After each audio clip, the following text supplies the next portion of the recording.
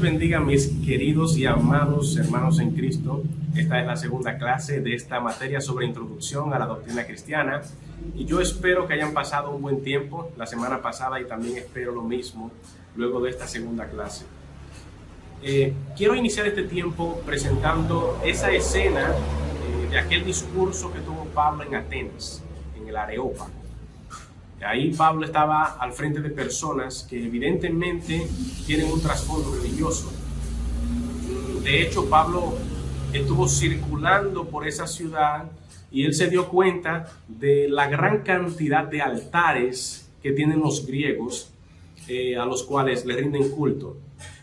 Y también en ese lugar, el Areópago proyecta esa imagen de filosofía, de oratoria, un lugar de discursos judiciales, pero específicamente Pablo utiliza el escenario en esta ocasión para presentar al Dios en el que Pablo cree y del cual él está convencido que es el único Dios verdadero. Esto es a pesar de la inmensa cantidad de dioses a los cuales se le rinde culto en el mundo griego.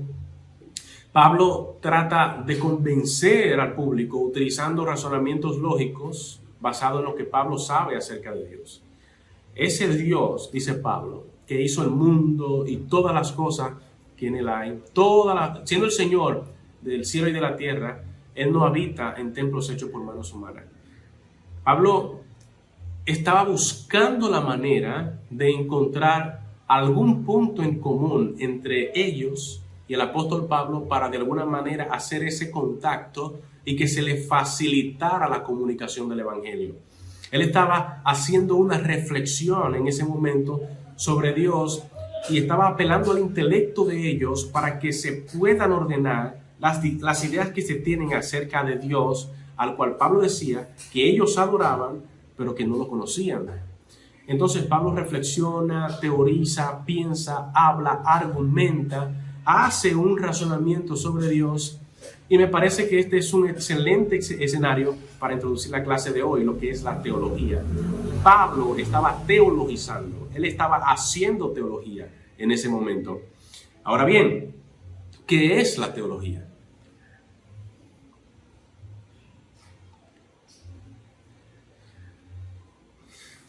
Según nos dice Justo González, la respuesta más común a esta pregunta es ir a las raíces griegas. La palabra theos, que significa Dios, y la palabra logos, que significa estudio, razón o tratado. De manera que la teología es en cierta medida la disciplina que estudia a Dios. También el doctor R.C. Sproul lo dice de la siguiente manera. Veamos este videoclip.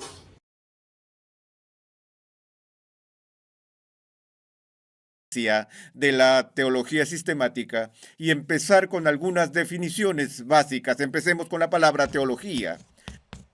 Todos hemos escuchado esta palabra y vemos que tiene algo en común con muchas de las disciplinas y ciencias.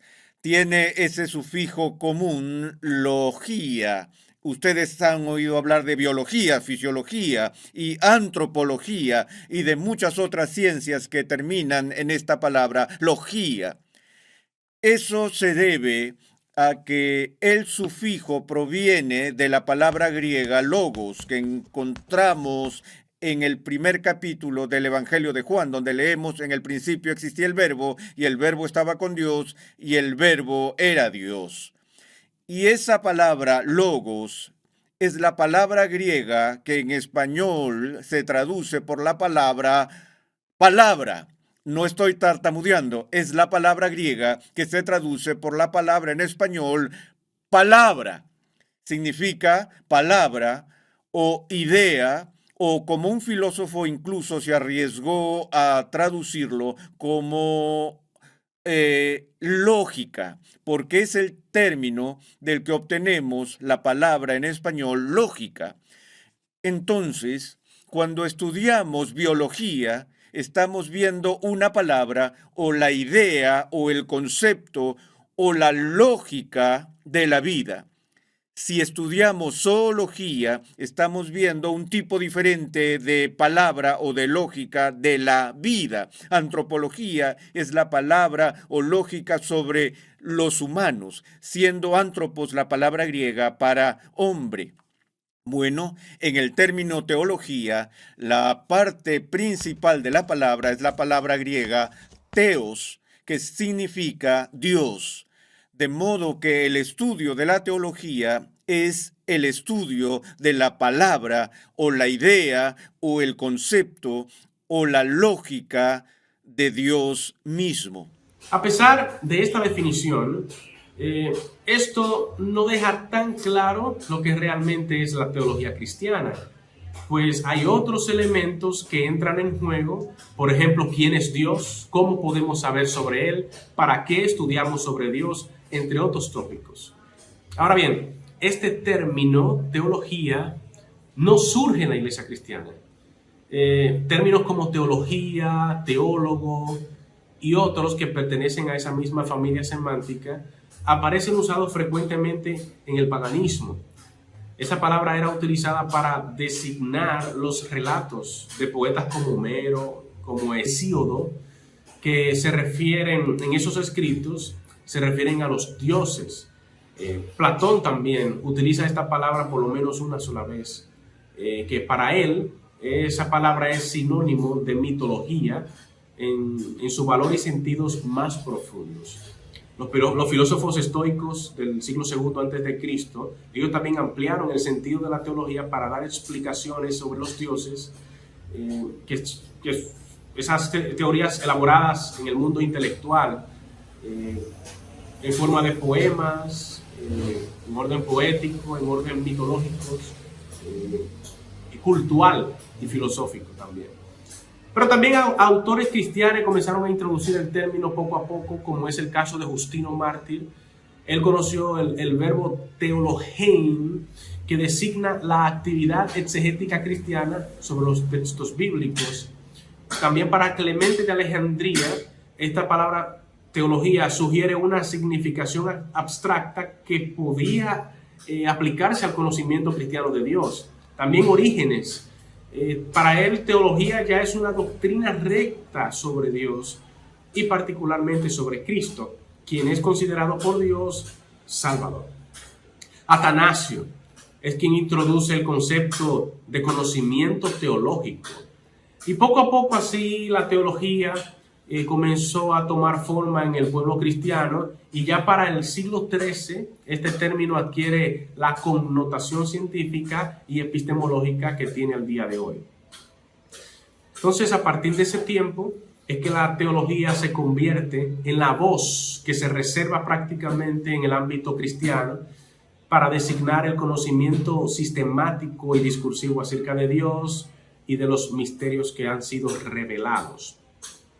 Entonces, teniendo esto en mente, la teología de Dios como objeto de estudio, que es Él, nos llega a nosotros, y nosotros entonces nos hacemos la pregunta.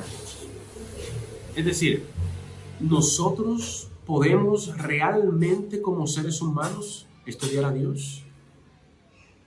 ¿Eso realmente es algo posible? Pero según nos dice José Braun Galsels, el conocimiento teológico es posible porque Dios ha hablado. Hebreos 1:1. Dios ha hablado y ha obrado en la historia de los hombres.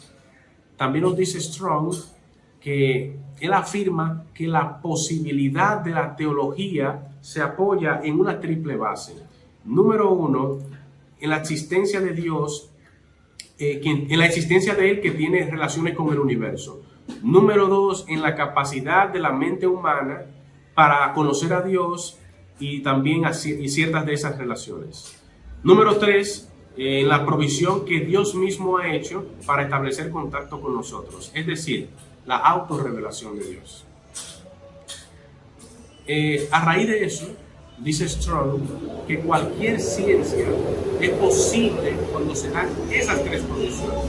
Es decir, número uno, la existencia del objeto con el que se trata la ciencia dada. Número dos, la capacidad del intelecto humano para conocer el objeto. Y número 3, la provisión de medios definidos y actos por medio de los cuales el objeto entra en contacto con la mente. Hay otros que hablan de la teología como el desarrollo de la dimensión intelectual del acto de fe, porque eso es un trabajo intelectual. Nosotros como seres humanos, humanamente, valga la redundancia, hacemos un trabajo de pensamiento, un trabajo de análisis, tomando esos recursos que Dios nos ha permitido tener, como lo es también su palabra, las Sagradas Escrituras, la hermenéutica, y Él mismo como el objeto que se ha dado a conocer es lo que hace posible que nosotros podamos hacer teología. Sin embargo, a pesar de que nosotros podemos, de que existe la posibilidad de hacer teología, de conocer a Dios, nosotros como humanos tenemos ciertos límites del conocimiento teológico. El profesor Kevan menciona algunos de esos límites. Uno de ellos es la finitud del entendimiento humano. Nosotros no podemos saberlo todo. El número 2 es el estado imperfecto de las otras ciencias, tanto naturales como metafísicas o morales. Traemos a nuestra preocupación teológica problemas que están más allá de nuestra capacidad de comprensión y de investigación. Tal es el estado imperfecto de las ciencias humanas, por ejemplo, el problema de la libertad del hombre. Él sigue diciendo que otro límite es lo inadecuado del lenguaje humano, por ejemplo, la expresión personas, dice él, para hacer referencia a las 3 personas de la Trinidad. Número 4, lo incompleto de nuestro conocimiento de las Escrituras. Y número 5, el silencio de la revelación bíblica sobre ciertos temas, como por ejemplo el del origen del mal. Dice Deuteronomio 29:29, las cosas secretas pertenecen a Dios, mas las reveladas pertenecen a nosotros los hombres. Y número 6, la falta de discernimiento espiritual. Estas son limitantes, temas que limitan nuestra comprensión total de la revelación de Dios. La semana pasada estuve compartiendo una ilustración sobre un niño que había visto un caballo por primera vez. Y cuando el niño vio el caballo, le dice a su papá: papi, mira, es un perro grande, dice el niño. Y el niño interpretaba que ese caballo era un perro grande. Y es que para que el ser humano pueda tener comunicación con alguien acerca de algo, necesariamente tiene que valerse de los recursos intelectuales que le son brindados por su contexto, lo que es la cultura, el lenguaje, el entorno, los cuales incluyen sistemas de código como el idioma, que también son medios que son útiles para que se pueda explicar, para que se pueda comprender, para que se pueda asimilar la realidad de alrededor o para que también haya comunicación. Ahora bien, no habría manera de conversar con otros ni tampoco de interactuar con otros si no se tiene un sistema de códigos que sea común entre el emisor y el receptor, o por lo menos que haya algún recurso que de alguna manera logre enviar las imágenes de las ideas que se quiere transmitir y que el receptor pueda recibirla correctamente. Está el caso, por ejemplo, cuando alguien lee un libro, pese a que no hay una interacción bilateral de forma presencial entre el receptor y el emisor, aún así, sí puede haber comunicación. Pero con todo eso, y a pesar de que las ideas que el escritor quiere comunicar en su libro están claras en la mente del escritor, el lector tendrá que valerse de sus conocimientos propios y de los recursos que tenga más para poder hacer una exégesis correctamente. En este mismo sentido, aun cuando el autor del libro sepa muy bien lo que él está diciendo, eso no da por sentado de que quien lo lea va a recibir las mismas imágenes que el escritor quiso comunicar. Por lo que hay un trabajo que necesita hacer el lector. Es tarea, por un lado, del emisor tratar de hacerse entender sin dar lugar a malas interpretaciones, y por otro lado, es tarea del receptor tratar de comprender correctamente, evitando así que haya malas interpretaciones y demás. pero hay mayor dificultad cuando se trata, por ejemplo, de interpretar algún documento antiguo, donde el idioma está obsoleto y donde el receptor, en tal caso, tiene que buscar la manera de descifrar aquello que quiso comunicar en ese tiempo antiguo. Lo que sí queda claro es que el lector debe usar los recursos que sean necesarios para poder hacer una interpretación fidedigna a la interpretación del autor. Y no cabe dudas de que el receptor no va a poder utilizar más recursos de lo que tiene para poder explicar lo que ha entendido basado en su propia interpretación. Eso es igual a la interpretación del niño y del caballo utilizada en la semana pasada. Y también a un hombre que nunca ha visto un tanque de guerra y la primera vez que lo ve, él dice que ha visto un alacrán gigante que bota fuego por la cola o algo parecido. Una vez más, nosotros utilizamos cosas terrenales a las cuales estamos familiarizados para poder entender algo o interpretar algo que pretendemos entender acerca de Dios. En el caso de Jesús, para hacernos un poco más fácil esa tarea, Él intentaba usar las cosas que conocemos para poder hablarnos acerca de asuntos del reino de Dios, dando así a entender que Él conoce esa dificultad que tiene el ser humano para entender cosas que lo superan.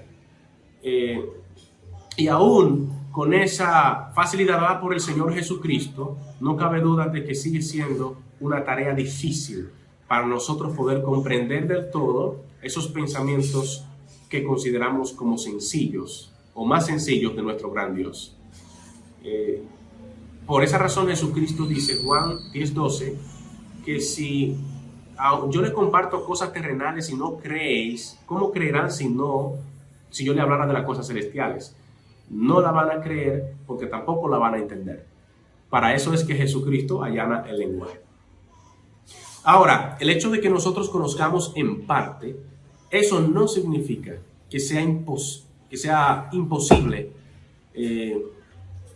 conocer algo de Dios o al mismo Dios. El famoso obispo anglicano del siglo pasado, Westcott, él decía que la teología es una aproximación progresiva y parcial de la expresión intelectual de la verdad manifestada a los hombres.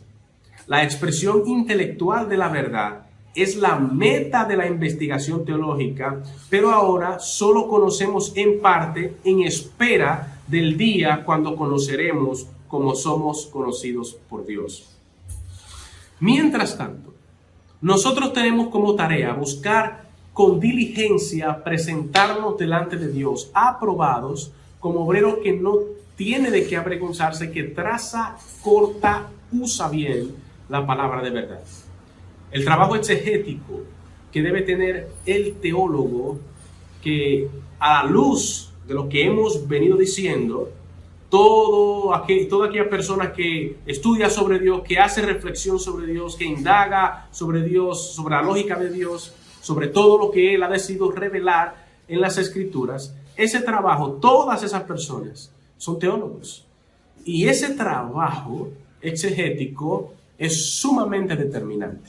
Es necesario que ese esfuerzo esté para trabajar lo mejor que podamos en hacer interpretaciones hermenéuticas que se acerquen más a la esencia de aquello que Dios quiere comunicar al hombre a través de esas palabras que también fueron inspiradas por Él. Entonces, la teología es el estudio sobre Dios. Y la fuente para estudiarlo es la revelación de las Escrituras. El centro de la teología es Jesucristo. Todo el Antiguo Testamento habla de Jesús. Así como Lucas lo aclara en el capítulo 24, versículo 27, ese momento en el que están camino a Emaús, dos discípulos, y Jesucristo se les aparece y comienza a descubrirles todo aquello que se habla sobre Jesús. Desde, él dice, Moisés, que es el equivalente a la ley, la Torá, los profetas, que es el equivalente al Nevi'im, y también los escritos o salmos, que es el equivalente al Ketuvim. Es decir, el Antiguo Testamento completo, todo el Antiguo Testamento habla acerca de Jesús y también todo el Nuevo Testamento habla sobre Él. Jesucristo es el centro de todas las Escrituras y es, de hecho, lo que esperaban ver los profetas de antaño. Ellos esperaban ver ese gran día, no lo vieron de cerca, solamente de lejos lo saludaron.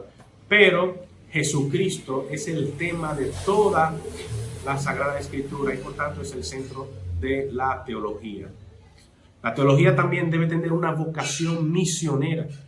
A través de toda la Biblia, nosotros encontramos a los hombres y mujeres que Dios ha llamado, que han tenido que, número uno, creer en Dios, número dos, obedecer sus principios y guardarlos, y número tres, cumplir con una misión. Todos han tenido que cumplir una misión. Noé tuvo que cumplir con una misión, Abraham tuvo que cumplir una misión diferente, Moisés tuvo que cumplir una misión, Josué tuvo una misión, Débora tuvo una misión, Esther tuvo una misión, Esdras también tuvo una misión. Y la iglesia en general también tiene una misión. Tiene una encomienda de parte de nuestro Señor y Salvador Jesucristo de reconciliar al mundo con Dios, ir por todo el mundo y predicar el Evangelio a toda criatura. Esa es una encomienda que se le ha dejado a la iglesia y nosotros debemos poder discernir cuál es la voluntad de Dios para este mundo. Debemos alinearnos a la voluntad de Dios, a su misión, y la teología debe llevarnos hacia allá. También, en este proceso teológico necesitamos ser guiados por el Espíritu Santo. El doctor Elías Rodríguez, hablando sobre este particular, dice de la siguiente manera. También la teología debe ser guiada por el Espíritu Santo. Sin la guía y ayuda del Espíritu Santo, no podemos discernir la voluntad de Dios. El Espíritu Santo fue quien inspiró las Escrituras y quien nos da la iluminación para poder entenderlas. Jesús lo envió para que nos guiara a toda verdad. Como dice Pablo en 1 Corintios capítulo 2, 11 y 12, es el Espíritu el que todo lo escudriña, aún lo profundo de Dios. Podemos decir que de alguna forma la teología es un diálogo con el Espíritu Santo, a quien le dirigimos nuestras preguntas y a quien le pedimos que nos dé las respuestas a través de la Biblia, la palabra escrita de Dios. Mis estimados hermanos en Cristo, estudiantes de este seminario, el Espíritu Santo ha acompañado a la iglesia en todo el trayecto, el recorrido de la misma. El Espíritu Santo conoce todos los pensamientos de Dios y nos conviene a nosotros tener una relación íntima con Él. Porque aunque tengamos limitaciones como humanos, el Espíritu todo lo escudriña hasta los secretos más profundos de Dios. Esto es todo por esta semana. No se olviden de entrar a las discusiones del foro y de hacer el ensayo correspondiente a la lectura de esta semana. Y también les dejo colgado un video de Justo González sobre la introducción a la teología. Así que, por favor, revíselo. Dios les bendiga. Nos vemos en la próxima clase.